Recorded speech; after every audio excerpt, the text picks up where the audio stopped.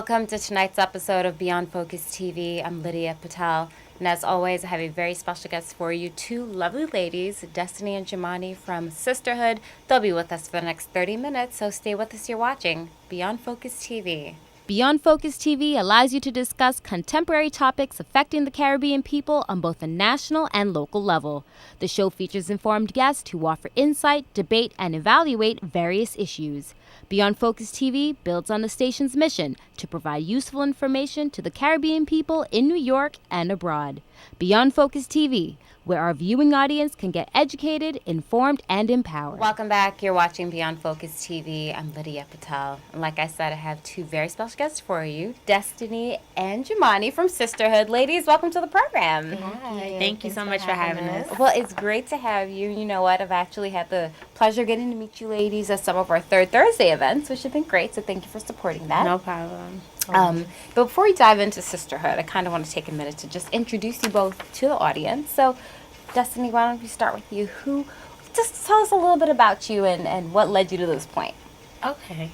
So, I'm Destiny. I'm 25, college graduate. So, basically, I'm looking to do law enforcement at this point in my life. But basically, for that reason why I want to do law enforcement is because I'm very big on protecting people, on keeping people together. And that's what basically led me to even doing this organization in the first place. Absolutely. So, I'm born in Brooklyn, but now I live in Long Island. Okay, that's awesome. And Jahmani, what about yourself? I'm Jahmani. I'm 23 years old. I'm currently in school in the nursing program. And same thing like she said, I have a passion for helping people. So I just really want to pursue this nonprofit organization and pursue my career, and it goes hand in hand. So, Absolutely, it sure does. Also raised and born in Brooklyn as well. Awesome. So when you think about SistaHood, what led you to create it and decide for the two of you to actually form it? So basically, it really goes way back to when I was in 8th grade. So I was able to join a program which allowed us to have a free period. So me and another friend of mine, we decided to use that time to guide other girls, and we called it SistaHood. But then I got older, and I realized about 2014 when I really decided to take on the role of really making it something real and bringing it to life. So at first I was doing it on my own, and it was getting extremely hard. You really need a team to back you up. You cannot do everything by yourself. Absolutely. Absolutely. Yes. Actually, what happened was I asked a few friends to come help me with my first annual brunch back in 2017, and Jahmani stepped up to the plate and actually was the only person left who actually really helped me, push forward. So we decided to, we could come together, unite, and just make this happen. I was absolutely passionate about helping girls because I always wanted a big sister. I never had a big sister. So I'm just I want to be that big sister for every girl who needs one, even one who has one. I want to still be there for them and guide them because it truly takes a village to raise the kids. Oh, without a doubt. So, Jahmani, 2017, you stepped up to the plate to help with that brunch and show you a little bit of skills. How was that experience for you? Because it goes beyond just being a brunch. It takes a lot to actually organize and be a part of something. What was so crazy was when we first had our meeting, I was the quietest one. And I was just taking on all the information, and everybody was like, yeah, I'm going to do this, yeah, I'm going to do that. But when it came to who's going to look at locations, who's going to look for this, everybody was not answering. And it was very hard. Like what Destiny had mentioned to us, she understood everyone had their own personal life. But when you're really passionate about something, you can take the time and you find the time to do it. I thought we had a ball. It was stressful, but we had a time, and it turned out amazing. For our first event, it was an amazing event. So I actually cried. Good. I cried because it was just it's so surreal. Me and her doing something for other people. It was just, So now you have to tell me about this brunch. So what did I miss? Let's flash back to it. It was our first annual Women Empowerment Brunch. It's called Style and Grace.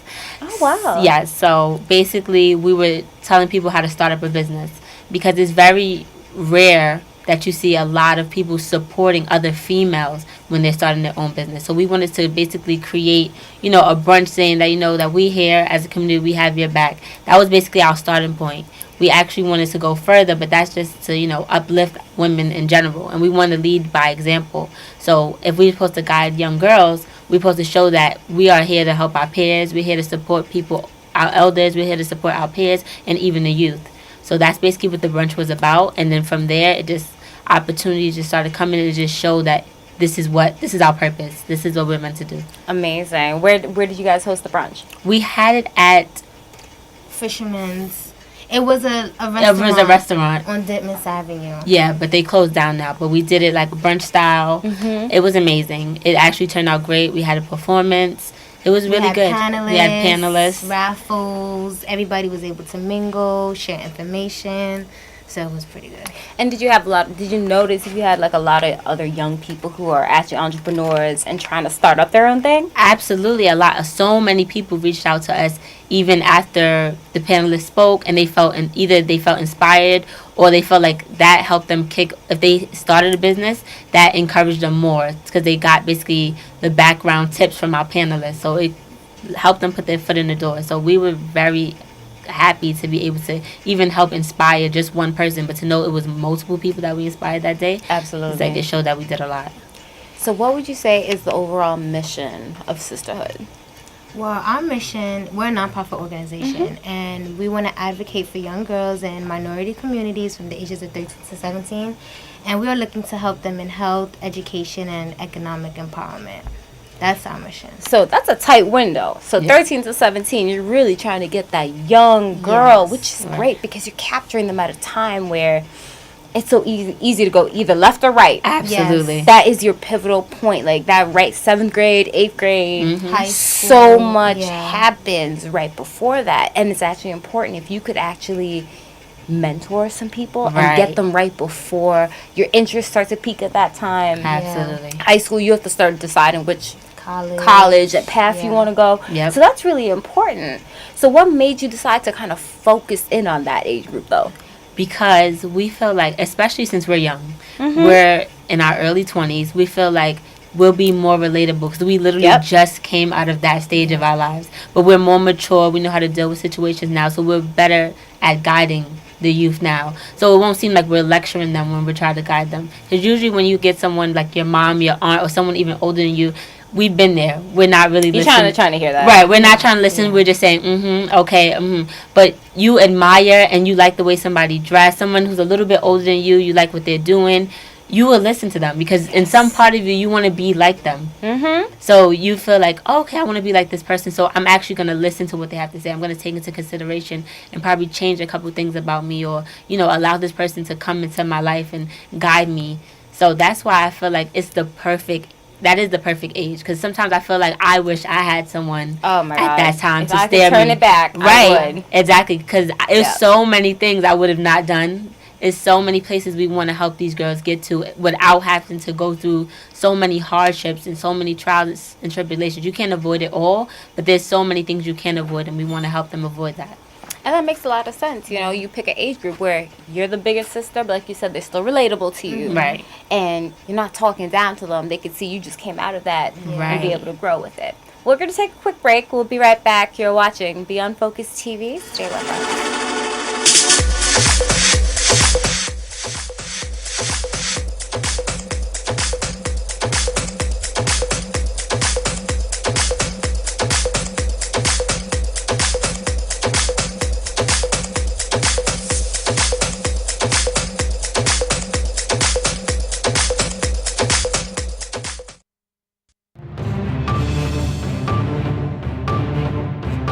Welcome back. You're watching Beyond Focus TV. I'm Lydia Patel. So ladies, what would you say sets you apart? What sets SistaHood apart from the plethora of other organizations? There's a lot out there, but what really sets you guys apart? I want to hear what each of you have to say on that. Well, for starters, the fact that we are young, because a lot of times it's a gift and a curse being young, because a lot of people who are our age, they're not really there yet. So they're not really following the trend of really mentoring or, helping. But also what sets us apart is that we are more knowledgeable about the times that's going on right now, because social media is a huge platform and that's what's relatable. And we have more knowledge of it because that's the era that we kind of grew up in. So that's what makes us, kind of stand apart because we more, I would say, relatable in age. Absolutely. What would you say? Not only are we young, I feel like we can understand them more. Older people don't really understand how younger people feel, especially like Destiny said, in society. So I feel like us being young, they would not only confide in us, but they would take what we say, like, I'm trying to figure out the right word. Basically take what we have to say in consideration. Absolutely. And just, you're more relatable. And I think that makes the whole world a difference. Right. What would you say having the opportunity to mentor these girls, 13 to 17, is some of the biggest pitfalls and mistakes that you see younger girls fall into the trap? I feel like our first workshop, we didn't really expect to hear what the young girls would say and how they feel about themselves and their skin color and their hair. Really? So yes, we had a workshop and basically we showed them pictures of a light-skinned girl, a dark-skinned girl, curly hair, not curly hair, kinky hair. And a lot of the girls said that they're confident, but when we asked them questions on what are your goals or what would you like to do, it was very stagnant. They didn't know what to say. So we took that into consideration, like, wow, we need to help them and help them how to realize, like, it doesn't matter how your hair looks. It doesn't matter the color of your skin. You're beautiful. You're smart. And it was shocking for us to hear some of the things that they said on why they felt, the girls was pretty and about being thicker, and it was an eye-opener for us. What were some of the things that you observed?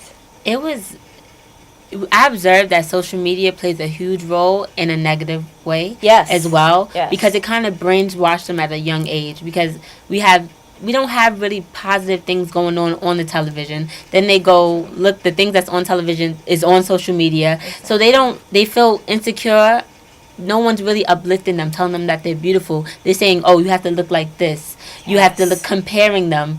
And then you have people who are bullying behind the scenes, which makes it very difficult. And it's hard to open up because the thing is to sound confident, but deep down inside you don't feel that way. So it's really hard, especially in this society, because especially with a lot of people not liking their bodies or people changing their bodies, and there's nothing against plastic surgery, but the thing about it, I don't feel like at their age, between those ages, they should be even considering not liking themselves, their body type, their hair type, anything like that. It's very different, just a tad bit different from when we grew up. Social media played a role, however, it wasn't the way it is now. Oh, absolutely. I mean, I'm seeing younger girls, it's normal to have weaves and want to be full face of makeup, which is fine. Like, I remember experimenting with makeup. You would wear your little eyeliner, do your eyebrows, and all. Like, girls would go to school. Like, I didn't know jack about contouring. I didn't know what contouring was until I was in my 20s. I didn't even know the term contouring. I didn't learn that till this year, so. It's like, you're hearing all these different things, and it's like, wow, girls are really good. Like, not an obsession with makeup, but because, they feel like it's going to make them feel pretty. It's going to make them feel pretty, and then you have to realize when you take the hair and the lashes off and the makeup off, you have to still love what's actually there. Exactly. And they want to fit in. They want to fit in. That's the main That was thing. one of the key things you noticed, right? They want to fit in. So it was just like, wow. And it's like, how far would you go to fit in? That's the problem that we're trying to fix. We're trying to fix the problem within each girl, that everyone has their own issues. However, some are crossing the line in order to feel accepted. Have you seen younger girls in that age group who want to get plastic surgery? Yes. Wow. Like getting their waist snatched and all that stuff? One of the girls told us that a girl in her school was taking a pill to get thick. And she had ended up getting really, really, really sick. And we had asked her how they found out. I guess somebody said to somebody, but she was taking a pill to get thick, and she ended up getting sick. Of course, because you don't know what's in these supplements. And your body is so young. You can't just take unprescribed medication. It's not okay. Wow. Yeah. I did not ever think that it would have been on that level. Yeah, we were shocked. All of us was like, what? And I want to touch upon and I'm sure you've seen it on social media with the whole dark skin, light skin. The artist, the dancehall artist Spice, when she did like the whole light skin versus dark skin, and it was this whole thing, and people didn't understand her reasoning behind it, but it was genuinely to see and show a reaction of how when you're light skinned with the blonde hair and the blonde weave, or even artists like Little Kim. Yep. Yeah. The old Little Kim was so